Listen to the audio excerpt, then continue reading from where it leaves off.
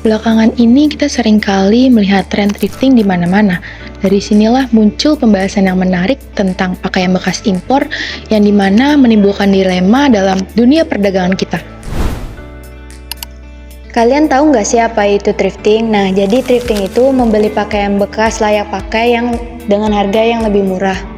Nah, jadi biasanya barang ini dijual kembali dengan kondisi yang masih bagus, sehingga orang banyak yang minat.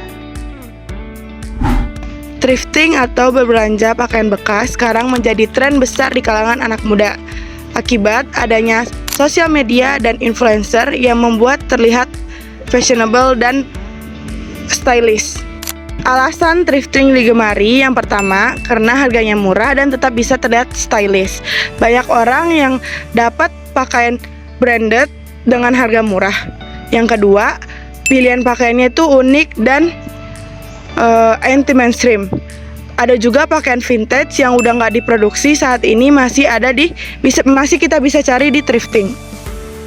Jadi pakaian bekas yang biasa kita temuin di pasar thrift itu datangnya dari mana sih? Jadi pakaian bekas yang biasa kita temuin di pasar thrift itu datangnya dari negara-negara maju seperti Amerika, Jepang, Korea, dan juga Eropa.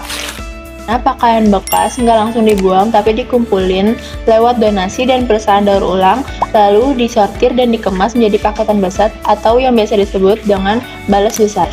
Paketan ini kemudian dikirim ke negara berkembang termasuk Indonesia melalui jalur resmi ataupun ilegal. Kemudian didistribusikan ke pasar thrifting seperti Pasar Senen dan Gede Bage, juga dijual melalui Instagram dan TikTok. Nah, jika pemerintah itu memutuskan untuk melindungi industri lokal dengan melarang impor pakaian bekas, siapa yang bakal mendapat keuntungan? Yang pertama, produk tekstil dalam negeri, karena tidak ada lagi pakaian bekas murah dari luar negeri. Terus produk buatan dalam negeri juga bakal lebih laris dan lebih mudah bersaing. Terus yang kedua, itu ada merek lokal. Merek-merek dalam negeri itu bisa berkembang lebih cepat karena pasarnya itu nggak terisi dengan barang-barang bekas impor yang harganya bahkan jauh lebih murah. Lalu, siapa yang bakal dirugikan? Yang pertama, itu ada konsumen yang membutuhkan pakaian yang lebih murah. Banyak banget orang yang suka memberi pakaian bekas, ya cuman karena harganya lebih terjangkau. Terus, kalau larangan itu diterapin, pilihan pakaian bekasnya bakal lebih jadi sedikit. Yang kedua, itu pekerja di bidang pakaian bekas. Orang-orang yang bekerja sebagai penyortir, penjual, ataupun karyawan gudang barang bekas bisa kehilangan pekerjaan karena pasokan barang yang sudah berhenti. Apa yang terjadi jika pemerintah melakukan kelonggaran pada sistem impor yang ada di Indonesia? Dengan impor yang lebih mudah, maka harga tekstil akan cenderung lebih murah dengan variasi yang beragam. Pelaku konveksi kecil juga akan mendapatkan bahan baku dengan harga yang lebih terjangkau. Namun, industri tekstil lokal akan mengalami persaingan dengan harga impor yang lebih murah. Jika produsen tidak memiliki kesigapan, maka akan berpengaruh pada penurunan penjualan hingga henti produksi yang akan berpengaruh pada pemberhentian pemutusan kontrak kerja karyawan.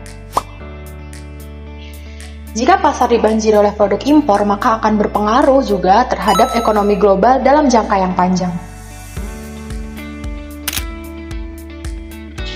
Jadi, kebijakan pelonggaran impor barang juga harus disertai dengan strategi yang sepadan untuk mengimbangi produksi lokal dan penjualan lokal Indonesia.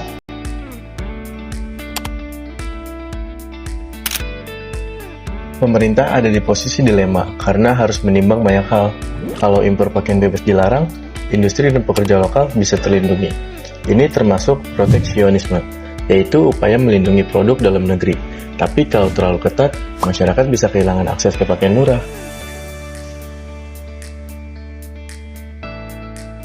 Dari sisi lingkungan, pakaian bebas itu bagus karena reuse.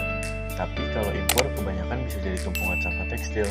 Pemerintah juga harus mengikuti aturan perdagangan bebas dan aturan internasional. Jadi tidak bisa asal melarang. Nah, di Indonesia, thrifting tumbuh besar lewat pasar tradisional seperti Pasar Senen, terus kayak curated ID juga. Nah, media sosial pun turut mendorong popularitasnya, menjadikannya gaya hidup anak muda yang ekonomis, kreatif, dan ramah lingkungan. Ternyata thrifting juga berkembang di negara ASEAN lain loh. Di Thailand, pasar kayak Ketukek dan komunitas vintage Bangkok jadi pusat thrifting yang ramai. Di Malaysia, toko pre-love dan bazar pakaian bekas banyak di kota-kota besar. Sementara Filipina, khususnya Manila, dikenal sebagai salah satu pusat thrifting terbesar di Asia Tenggara, dengan aturan yang lebih longgar dibanding Indonesia. Thrifting bisa mengubah gaya hidup dan pola pikir anak muda di kawasan ASEAN. Yang pertama adalah harga murah, di mana orang-orang anak muda banyak memilih barang murah alias thrifting daripada membeli baru, tetapi kualitas lebih baik. Nomor 2, thrifting, di mana kalau kita thrift mencari barang langka, unik, kan banyak anak muda yang memiliki gaya unik dan langka. Nah, itu banyak seperti outfit vintage, kasual, dan dimana kalau beli baru itu lebih mahal. Nomor 3 adalah media sosial, di mana banyak influencer yang mempromosikan tentang thrift dan banyak lingkungan FOMO. Kami, ASEAN, sebaiknya menerapkan aturan bersama untuk mengawasi impor pakaian bekas. Tujuannya agar barang yang masuk tetap higienis, legal, dan tidak mengganggu perkembangan industri pakaian lokal. Dengan kebijakan yang seimbang, perdagangan antar negara bisa terjadi, tetapi kesehatan masyarakat dan pelaku industri dalam negeri tetap terlindungi. Fenomena thrifting di Indonesia terus berkembang sebagai pilihan fashion yang murah, unik, dan berkelanjutan. Tapi di balik popularitasnya, ada dilema besar, melindungi industri tekstil lokal atau memberi akses sandang murah bagi masyarakat. Jadi sebelum beli pakaian thrift berikutnya, coba pikirkan apakah kita mengikuti tren atau sadar bahwa pilihan kita ikut mempengaruhi ekonomi, kebijakan, dan masa depan industri tekstil Indonesia.